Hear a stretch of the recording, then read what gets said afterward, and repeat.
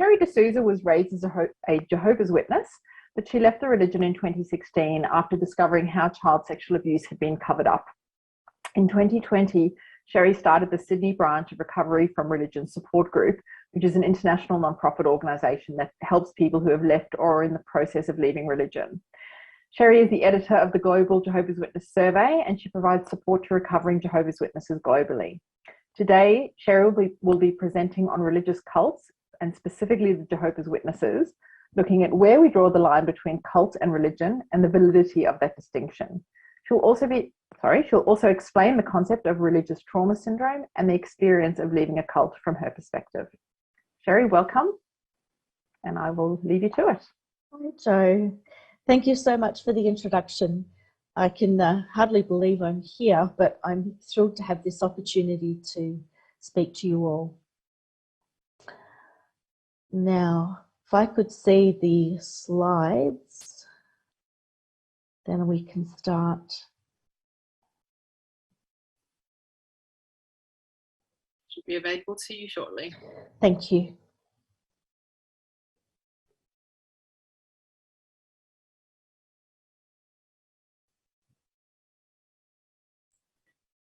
I can't see you connect to the internet clicker, but I can advance your slides for you until we get that sorted out. Okay, sure. I shall commence then. So with the first slide. So can you imagine being told what you can eat, what you can listen to, what you can read, what health advice you can follow, what celebrations you can participate in, what people you can be friends with, what family you can associate with, what job you can have, what education you can have, what activities you can do in your everyday life, what clothing you can wear and how you can present yourself, what entertainment you can enjoy, what music you can listen to, what movies you can watch. Now, of course, you may have noticed that in my questioning, I have used the more positive sounding verb can. But what I really mean to say is being told what you cannot do. And perhaps as I asked those questions, you were answering them in your mind with a four-letter word quickly followed with the word off. But now imagine that you've been told all of those things from childhood. In fact, you've never been given the opportunity of developing independent thought. Everything has already been prescribed for you. Now, that may be difficult for you to imagine, although perhaps you have a close friend or family member who's been told all of those things, and through the lens of their eyes, you can imagine this type of world. And that's what I want to talk to you about, because what I've just described by means of those questions is a high control environment, a high control group, or more colloquially, a cult. If we can move to the second slide.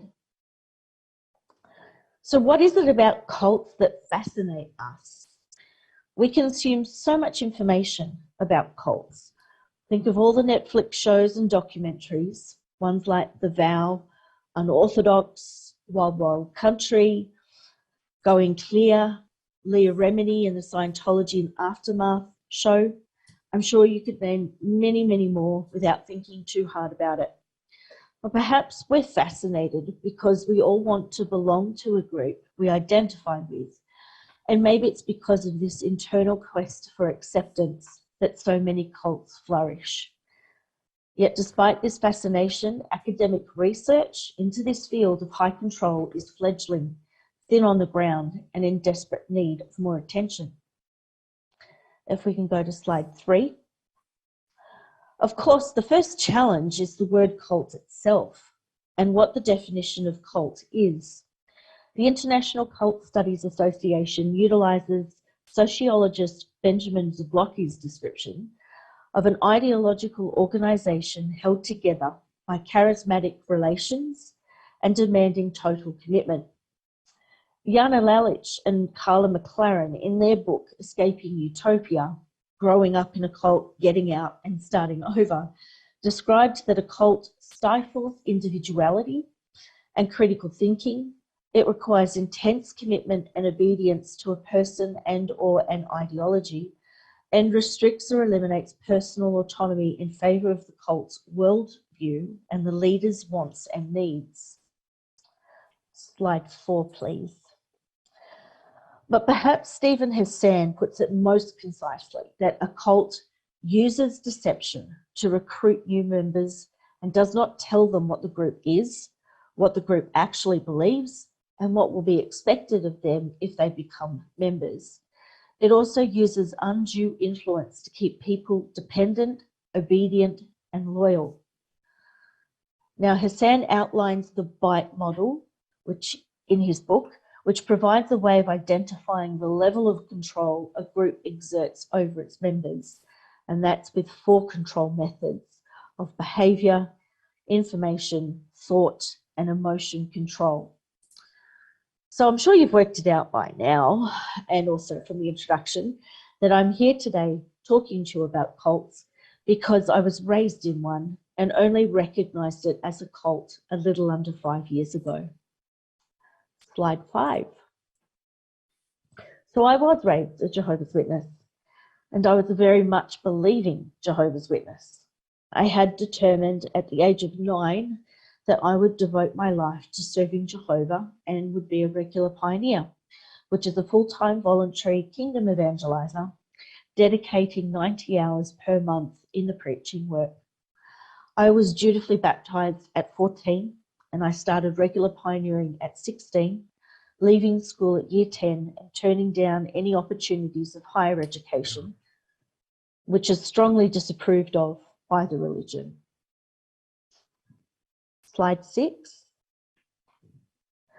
I married a similarly minded Jehovah's Witness, and we commenced our marriage in 1999 as 2 regular pioneers. Sasha also served as a ministerial servant, which is a step below an elder. It's kind of like a helper to an elder and helps the congregation run.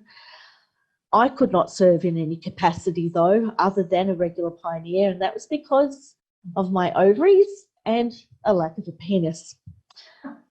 Slide 7. Now, Jehovah's Witnesses are often thought of as a relatively benign religion that just annoys you on Saturday mornings with Watchtower and Awake magazines. But let's see how they measure up against the bite model. And on this slide, I have to tell you, I really, really struggled because in Hassan's model, he outlines 10 to 15 points under each of these control mechanisms. And for the sake of time, obviously, I had to cull a lot of that down, despite the fact that they too were characteristics of Jehovah's Witness control. They measure very highly against all 4 methods. But to just highlight a few, under behaviour, you'll note clothing and hairstyle, I should say. Now, I don't think the camera picks it up quite well, but you might see there's a bit of a blue tinge in the hair happening, which I'm enjoying exploring. That would not be acceptable at all. And I wouldn't be called into the back room and spoken to, but my husband would be, and would be told that his wife was displaying worldly fashions. So that is definitely part of the religion. Also, that point on restricting leisure, entertainment, and vacation time. How that's done is that you can have vacations, but you're still encouraged to attend meetings, to preach, to still conduct yourself as one of Jehovah's Witnesses. And having lengthy holidays is socially and culturally looked down on and disapproved. Thought control, looking at that one, I think they score about 100% of this one. The point there on organising people into us versus them.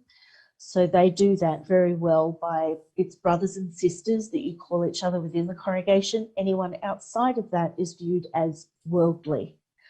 And as a result, everything that you conduct yourself with, your work, socially, it's defined by those mechanisms, by either it being brothers and sisters or worldly. Thought-stopping techniques are aplenty. You are told that you must trust in the faithful and discreet slave, even if you don't understand what it is that they are instructing you to do. Anything outside of the organisation is automatically, by default, Satan's world. And there is definitely rejection of rational analysis. critical thinking, and constructive criticism. I mentioned earlier about education being discouraged. So in 2012 to 2014, as part of my work as a practice manager, I undertook a diploma with the University of New England. And we had to keep this very quiet because we knew that it was disapproved of. And when it did come to light that I had been doing this course, Sasha was subsequently spoken to by the elders and told to get his wife in line because she was going to university. So very discouraged there. You can't really think outside of what they have defined. Emotion control, well, we could write books on that, just on that topic, but I wanted to point out this notion of problems are always their fault. It's the person who's questioning, it's your fault. It's never the organization or the leader's fault. So automatically, as you start to doubt and deconstruct all of those feelings, you either don't have enough faith, or you're not praying enough, or you don't study enough. That's, I suppose, not surprising. Feelings of guilt or unworthiness. This topic, this particular one, is so embedded in even the doctrine of Jehovah's Witnesses. They don't believe in grace. What they believe in instead of that is an undeserved kindness, that only because of Jehovah's undeserved kindness and through the sacrifice of his son do we have any hope. And so no matter what you do, because it's undeserved, you can never, ever make yourself worthy. So you are constantly berating yourself as an unworthy vessel, which is incredibly harmful to your mental health. So I'm sure I don't need to explain that too much. And then, of course, there is information control. And just bear with me a moment to get that thought up. Yes. So the first thought there of minimizing or discouraging access to critical information for members and keep members busy so they don't have time to think and investigate. That won't surprise you. As soon as you have ex-members, they are apostate, which is loaded language within the religion. Apostates are the worst of the worst. You avoid them like the plague. They are actually taken over by Satan, pretty much. They will refer to apostates as mentally diseased. That's actually in their literature. So you won't go and speak to them. And then the last point there on information control, extensive use of cult-generated information and propaganda. If we can manage to pull this off, I'd like to show you a short video that just crystallizes what that propaganda is like. And it will also show you what childhood indoctrination is like in this religion. So Craig and Chris, I ask if we can play this video.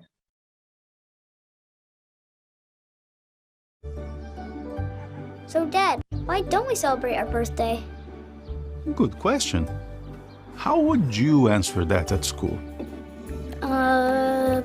Because Jehovah doesn't like it? Yes, but why? Do you like presents and treats?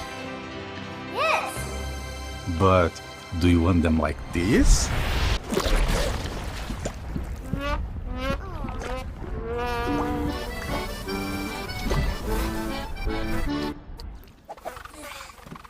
Birthday celebrations mix good things with things Jehovah doesn't like. How? Long ago, many people believed in good and evil spirits and were afraid of them. They thought presents and treats on their birthday could protect them. And like today, they made wishes that only good things would happen to them. What does the Bible say about birthdays? It talks about them, but not good ones.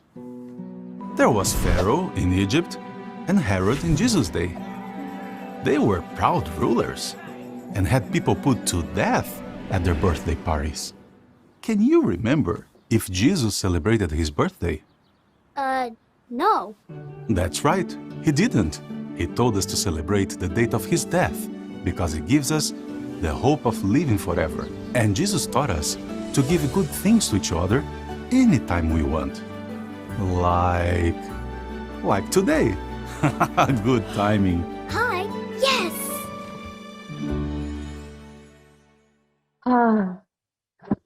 So apologies to any ex-Jehovah's Witnesses in the audience watching this. That would have been extremely triggering for you to see that. And I have to say extremely triggering for myself as well. There is so much in that very short video that communicates very harmful things. The notion of presence being disgusting and dirty and unclean. We could all write books on it, I think. But anyway, how did I go from being indoctrinated like that, growing up in such an environment? How did I leave? So slide 9, if we could have that up, please. So ex-Jehovah's Witnesses will call this the waking up process. So it happened in 2015 for us. My husband, Sasha, was already awake and had been for a few years, but could not come out and tell me because he didn't know how I would respond. So for several years, he had to play the role of being a witness, although no longer believing. In 2015, that was exposed through a set of circumstances. I was so disgusted with how the congregation then treated Sasha that I stopped attending meetings myself. But it wasn't until 2016 and reading the Australian Royal Commission into institutional response for child sexual abuse, when I read that report, that I realised I was in a cult. That report revealed to me that the branch in Australia was holding records of 1,006 alleged perpetrators of child sexual abuse, affecting 1,800 victims, and not one of them had been reported to the authorities by the organisation, which absolutely just disgusted me. So I quickly started to deconvert then in 2017. It was an existential crisis. It's hard to describe how incredible that experience continues to be. I needed support. I needed therapy, but I found it very hard to even explain to my doctor what I was going through.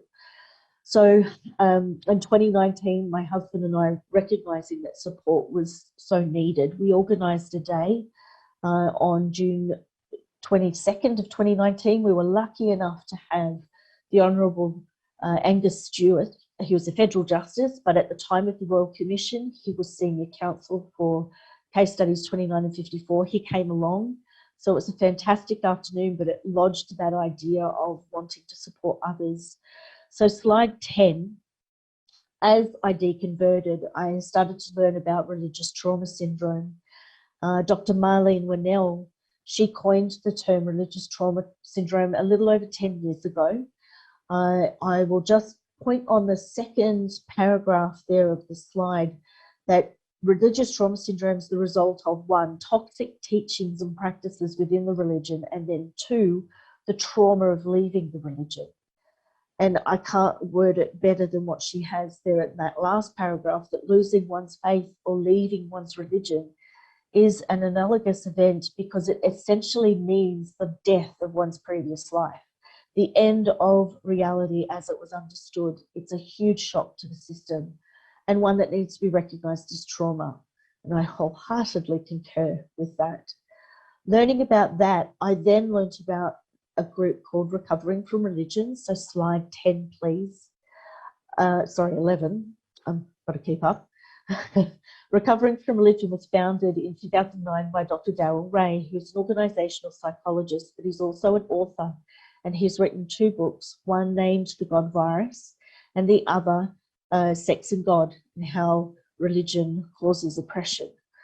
Recovering from Religion now has over 300 trained volunteers, and they either answer calls on the helpline and online chat, or they host over 65 groups internationally. There is a private community on Slack with 2,000 members in 23 different channels. And another program of Recovering from Religion is the Secular Therapy Project, where we have 547 vetted and registered therapists. So I became a volunteer with Recovering from Religion, and our very first support group meeting was on the 18th of April. We've never been able to meet in person for obvious reasons, but Zoom has been a wonderful thing because we get about 20 to 30 people come to each of our meetings, and they come from all across Australia, New Zealand, Southeast Asia. We've had a few from Europe attend, and also quite a few from the US. In January this year, we formed an Australian leadership group to work on raising awareness about religious trauma and to grow all aspects of peer support services and secular therapy professional support. If we can have the next slide, please. Here is the team, all of these wonderful individuals that I get to work with who bring so much of their own experience coming from religion, but also lots of other skill sets. So we're really excited about what we can achieve here in Australia. In fact, the next slide, slide 13, we had set some goals of what we wanted to achieve this year, and I'm really happy to say that we've knocked off quite a few of them. We've been able to increase our number of volunteers, our helpline agents, our support group leaders, and our ambassadors. We have potential support groups opening up in Perth, Adelaide, and New Zealand. That should happen within the next few months. We wanted to increase the media profile, and so we've had some articles in the paper, and I'm here today representing Recovering from Religion, so I'll grab any opportunity I can to talk about them. We're also developing relationships and building networks for education. As mentioned about education, so many people who come out of these high control groups are uneducated. So what can universities and institutions do to create pathways to help people get educated? We are working with University Technology Sydney, and we're not too far off from executing a memorandum of understanding with the Faculty of Arts and Social Sciences, and it will be for the purpose of raising awareness on these issues and creating discussions so that we can potentially make change to provide better support to people. And then my 14th slide, I won't read all of these out, but these were just some quotes on slide 14 from those that have attended our meetings. They make some beautiful sentiments there. The last one there from Sarah, where she says that she felt alone with a belief system that was failing her, and that when she was struggling to find her footing on a slippery slope, RFR was there to lend a hand. She calls us her oxygen as she tries to navigate her own issues and the dilemma that she's in coming out of religion. Finally, though, on slide 15, I would like to just close the conversation with some thoughts from Dr. Darren Gray, and I can't word it better than how he has in that last page of his book. I would like to just read to you particularly that last paragraph, because it rings true to me and where I am now in my journey, that being alive today is the only thing that you and I know. We are the product of an amazing biological process in which one sperm out of millions met one egg. And this event will never happen again. Make the most of it. And that's what I intend to do, is to make the most of it. So final slide is a thank you and some contact details of how you can reach Recovering from Religion and myself. And thank you for your time.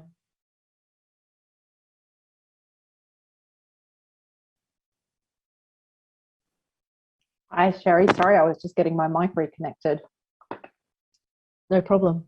Thank you for an incredibly moving and important talk. You know, it's all of the talks this weekend have been incredibly important, but when you're actually hearing from someone who's had the direct experience of some of the things that we talk about, I think it really does sort of bring home to us a different dimension. So thank you so much for sharing. I'm sure it must be very hard for you to sort of relive some of these experiences. It can be triggering, but Absolutely. It's actually part of the work that I do with Recovering from Religion. Helps me make sense of the first 40 years of my life, and it's definitely part of my healing. So yeah. Okay, well look, we've got a good number of questions here, so I'll get us started. So firstly, a question from James Milton. How do we communicate the danger and damage of cults like the Jehovah's Witnesses to outsiders who often have a romanticized view of it as just another denomination? My secular mother has warm feelings about the Jehovah's Witnesses. Yeah, like, I think it's important that stories like mine and stories like so many other ex-Jehovah's Witnesses get out there. So for ones like your mum, she needs to hear the other side of the story. She needs to hear the harm. And I don't say that Jehovah's Witnesses as a people are evil or wrong. They are very happy and nice people by most standards, but it's the teachings that are the problem. It is the culture of the cult that's the main issue. So it's not that we have an issue with any individuals, it's those teachings that are the problem, and that's where most of the harm is done. So I suppose to counter it, it's just we need as many stories as we can like mine to get out there, and that's certainly what I'm wanting to achieve with Recovering from Religion. Absolutely. If there's one thing we constantly learn, it's the power of stories and narrative. Mm. Okay, so a question from Mark Honeychurch. I've been to a couple of Jehovah's Witness conventions and was struck by how much the women were dressed up in expensive clothes with immaculate hair, and the men were all sporting very dapper suits. How do they square this with the avoidance of worldly fashions that you talked about? I know, it's ironic, isn't it? But if you look at Jehovah's Witness literature, certainly the imagery that they portray is kind of still stuck in the 1950s. Mm-hmm. But convention time, well, see, this is the thing. You take away everything else from people. They can't celebrate birthdays, Christmas, Easter, anything. There's no celebrations, as no birthdays, as you learned.